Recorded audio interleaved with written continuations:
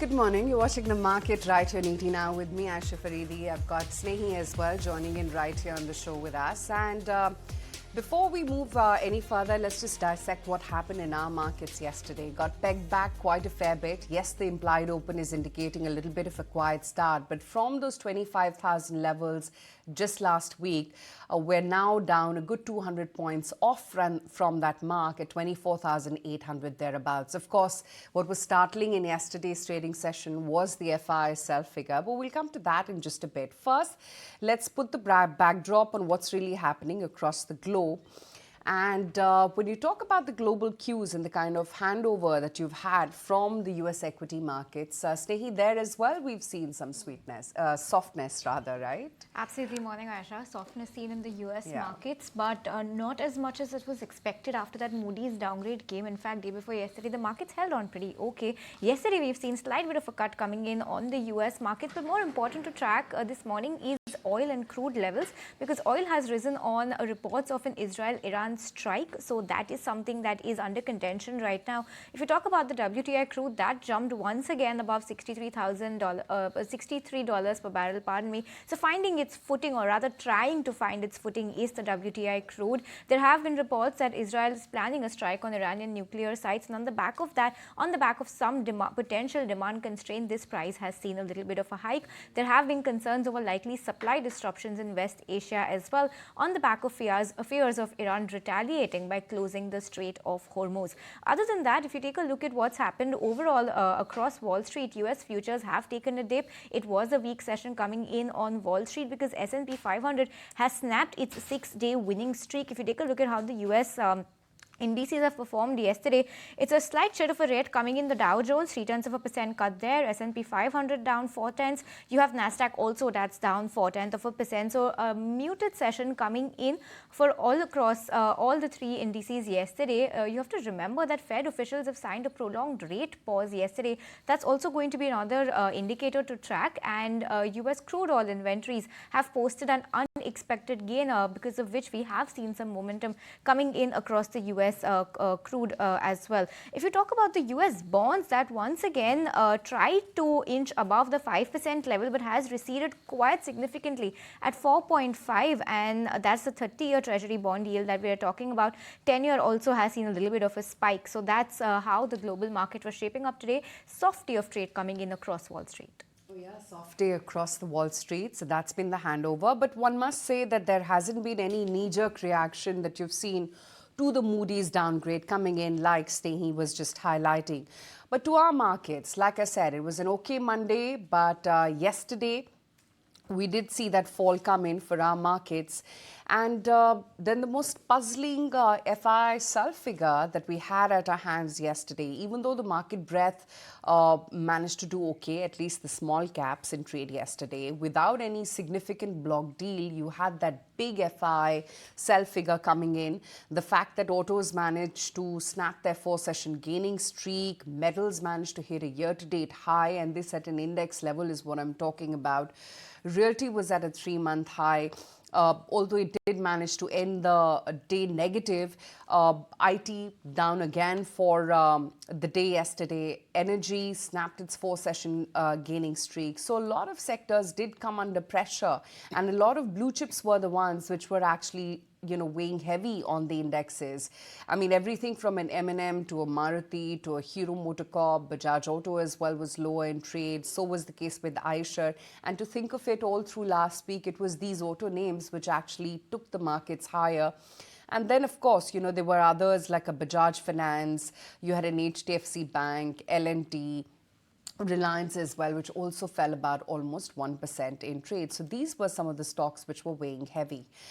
And then, yes, like we were talking about, that sell figure which came in from the FIIs. And just look at how, historically one has seen such a large figure. In the cash markets, back in January as well, you did have that sizable quantum of about almost 10,578 odd crore rupees of an FII sell figure.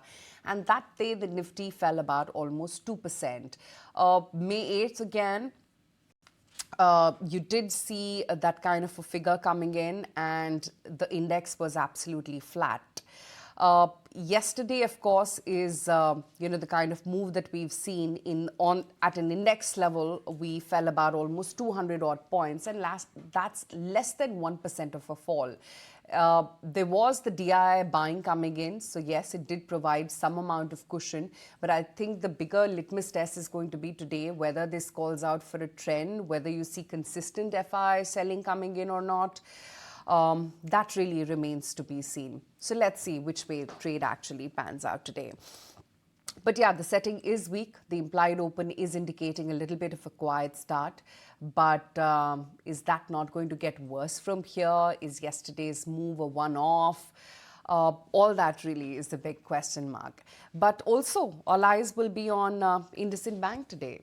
Well, certainly, and that's the key earning that we have been tracking. And well, of course, one should not expect much on the earnings front, and especially from the profit figure, because this time the bank is expected to record a 284 crores in the bottom line as a loss. And we all know the kind of troubles that IndusInd Bank is already in, because for this particular quarter, bank is already going to record 1959 crores as a one-off on the back of accounting discrepancies. We have seen the top boss's resignation coming in. Mr. Arun Khurana as well as Sumant Katpale have already resigned. So all in all, not a great set expected. The provisions are expected to inch higher, not just on a sequential basis as well as on a YOY basis. So apart from the numbers, well, of course, the key will be to watch out for the management commentary on the growth outlook. How are they penciling in their numbers to pan out? And most importantly, what is the succession plan coming in for IndusInd Bank? So definitely, that's the key comment and the key earning rather that we have been watching out for. And IndusInd Bank will be the stock in focus today indeed. But a lot's been happening in the globe as well, like we have been highlighting that just yesterday it was a tepid day coming in for the US markets. But on inflation, the kind of growth outlook, let's go across to my colleague Ankur, who is joining us to tell us rather that what the global big voices are penciling in and what are their commentary. Ankur? Yes, big commentary coming in. Let's start with Alberto G. Musalem, President and CEO of Federal Reserve Bank of St. Louis. He has mentioned clearly that labor market is a problem. He said even as US and China trade dense, the labor market looks likely to weaken and prices to lead higher. Now, inflation is something which has been a debate in US while different comments coming in, but he mentions must focus on inflation if expectations not anchored. And on US economic activity, he mentions despite some recent moderation in economic activity, the US economy, according to him, remains strengthened. That is his view. And as far as monetary policy is concerned, that is currently well positioned, according to him. And on tariffs, he mentioned that it is likely to both dampen activity and exert inflationary pressure. Another important comment we should watch out for was Cleveland Fed President Beth Hammack. He is on a negative side. He mentions tremendous uncertainty weighs on economic activity per se. Apart from that, he also sees odds of a stagflation scenario which is coming in. And on the trade front, he has clearly mentioned that he doesn't want to overreact on this scenario because the pause period continues and would like to wait and watch. As far as trade is concerned, Commerce Secretary Howard Lutnick has also made some comments. He mentions that 10% baseline tariffs on imports from other countries is likely to be in place for the foreseeable future. That is a scenario. And he rejected the idea that consumers would have to take the increased cost from the tariffs. Remember, even President Trump made a similar kind of comment and indicated some of the companies that they should take that cut. He also mentioned that instead of the business and countries will pay after this trade deal.